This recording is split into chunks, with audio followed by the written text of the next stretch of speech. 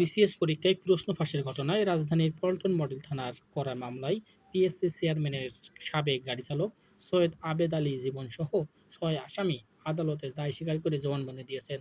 তবে অপর আসামি আবু সুলাইমান মোহাম্মদ সোহেল নামে সে আদালতে জবানবন্দি দিতে অস্বীকৃতি জানানোয় তাকে কারাগারে পাঠানো হয়েছে। এদিন গ্রেপ্তার ১৭ আসামিকে আদালতে হাজির করা হয়। এর মধ্যে সাবেক গাড়িচালক আবেদ সহ ৭ জন স্বেচ্ছায় স্বীকারোক্তিমূলক জবানবন্দি দিতে সম্মত হন। পরে মামলার তদন্তকারী কর্মকর্তা সিআইডির অতিরিক্ত বিশেষ পুলিশ সুপার জুয়েল চাকমা তাদের জবানবন্দি রেকর্ড করার আবেদন করেন। পরে ঢাকার ৬টি মেট্রোপলিটন ম্যাজিস্ট্রেট আদালত ৬ জনের জবানবন্দি রেকর্ড করেন। পরে তাদেরকে কারাগারে পাঠানো হয়। এছাড়া অপর ১০ আসামিকে আদালতে উপস্থাপন করলে এই সময় তার আসামিরা পক্ষে জামিন চেয়ে শুনানি করেন।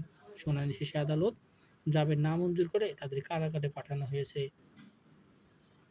এই মামলায় দায় স্বীকার করা অপর আসামিরা হলেন অফিস সহায়ক খলিলুর রহমান, অফিস সহায়ক সাজিদুল ইসলাম, ব্যবসায়ী সহোদর সাখাওয়াত হোসেন ও সায়েম হোসেন এবং যুবক লিটন সরকার। কারাগারে যাওয়া আসামিদের মধ্যে হলেন পিএসসির উপপরিচালক মোহাম্মদ আবু জাফর, মোহাম্মদ জাহাঙ্গীর আলম, সহকারী পরিচালক আলমগীর কবির, সাবেক সেনা সদস্য নোমান সিদ্দিকী, অডিটর। দেখেন, সবচেয়ে প্রথমে হচ্ছে এই মামলায় বলতে চাই যে এখানে কোনো ক্ষতিগ্রস্ত ব্যক্তি না।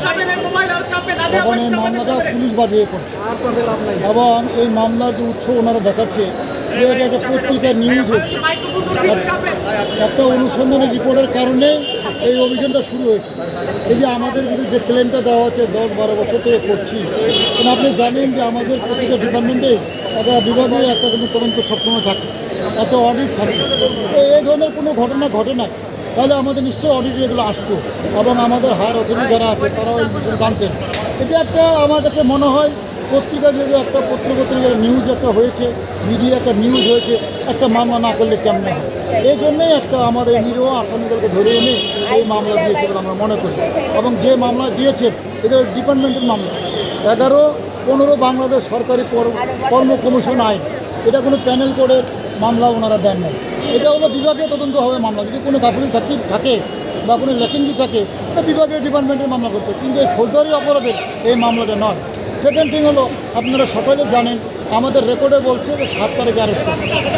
তো আমাদের আইন হলো সিআরপিসির আইনে যেটা বলা আছে 61 ধারায় যে কোনো আসামি গ্রেপ্তার করলে তার যাতায়াতের সময়টুকু বাদ দিয়ে 24 ঘন্টার মধ্যে তাকে কোর্টে উপস্থাপন করতে হবে।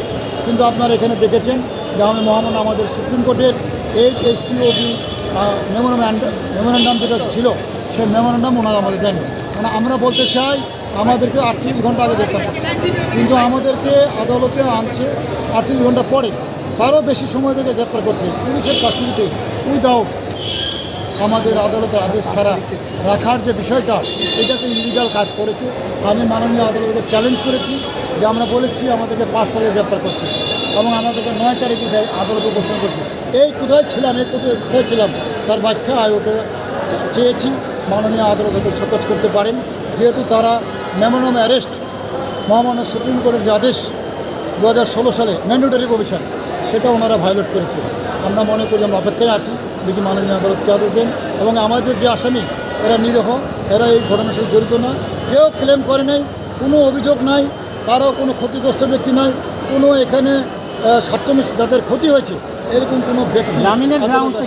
জামিনের জন্য একটা কথাই বলেছি যে আমাদের উইদাউট ডিটেনশন রেখেছে এবং আমাদের অসুস্থ এবং আমাদের মারধর করে হাত ভেঙে দিয়েছে এবং আপনাদের এই মামলাতে দেখেন চিকিৎসার সনদপত্র আমাদের গ্রেপ্তার করার পরেও আমরা পুলিশের হেফাজতে আমরা আহত হলাম কেন? অর্থাৎ আমাদেরকে ওনারা রিমান্ডে নিয়ে আমাদেরকে যে হেফাজতে রেখে আমাদেরকে অত্যাচার করছে, নির্যাতন করেছে। কিছু আসামিকে যারা একটু দুর্বল তাদের নিরীহ করেছে। এই কারণে আমাদের কিছু আসামিকে দেখা যায় যে অনসিটিপুর করার জন্য নিয়ে আসছে, আমাদের সাথে কোনো যোগাযোগ করতে দেয়নি। মহামান্য হাইকোর্টের সুপ্রিম কোর্টের যে নির্দেশনা, সে তার আইনজীবীর সাথে পরামর্শ করার, সাক্ষাৎ করার, দেখা করার আইনগত অধিকার পাবে, কিন্তু এখানে না করে আমাদের এই আসামিদেরকে আমাদের সামনে না নিয়ে এসেও সিএমএম কোর্টের পিছনে একটা করিডোর আছে যেখানে বিজ্ঞ ম্যাজিস্ট্রেট মহোদয়রা ওঠানামা করেন, সেই করিডোর দিয়ে নিয়ে যাওয়া হয়েছে, যেন আসামি আইনজীবীর সামনে বা তার ফ্যামিলির সামনে যেন না আসা হয়। আমরা মনে করি যে এই যেগুলো করা হচ্ছে 164 সেটাও আইনগতভাবে বিধিগতভাবে করা হয় নাই। মহামান্য সুপ্রিম কোর্টের ব্লাস্টের যে মামলা, সেখানে বলা যে পরামর্শ করার সুযোগ দিতে হবে, তার নিয়োজিত আইনের সাথে কথা বলার সুযোগ দিতে হবে, কিছুই তারা করে না। অর্ডারটা কি হলো এটা বলেন, হ্যাঁ, অর্ডারটা কি হলো? তারা রিমান্ড চেয়েছিল কিসের থেকে, পুলিশ সিআইডি পক্ষ থেকে রিমান্ড চেয়েছিল, না, আমাদের রিমান্ড তারা কি চাই চেয়েছিল? না, আদেশ রিমান্ড চাই নাই, কারণ রিমান্ডের কাজ করে আগে করে নিয়েছি। উইদাউট রিমান্ড যদি কোনো আসামি রিমান্ড থেকে আসার পর 164 করে, সেখানে আমাদের একটা আইনগত সুবিধা পায়। এই কারণে তারা আমাদের 4 দিন আটক রেখে রিমান্ডের কাজটা ওখানেই করছে, করে আমাদেরকে আজকে এখানে আসছে। আমরা এই জন্য আদালতে চ্যালেঞ্জ করেছি, আমাকে অ্যারেস্ট করা হলো কখন, কারণ আমাদের অ্যারেস্টের সময় আমাদের সিসি ক্যামেরা আদেশ কি দিল? আদেশ নামঞ্জুর করছে, জামিন আমাদের নামঞ্জুর করছে, রিমান্ড চাইলে জামিন যেমন আবেদন করছে। এবং কিছু আসামি 164 হচ্ছে, তারা কি বলছে আমরা জানি নাই, তারা কি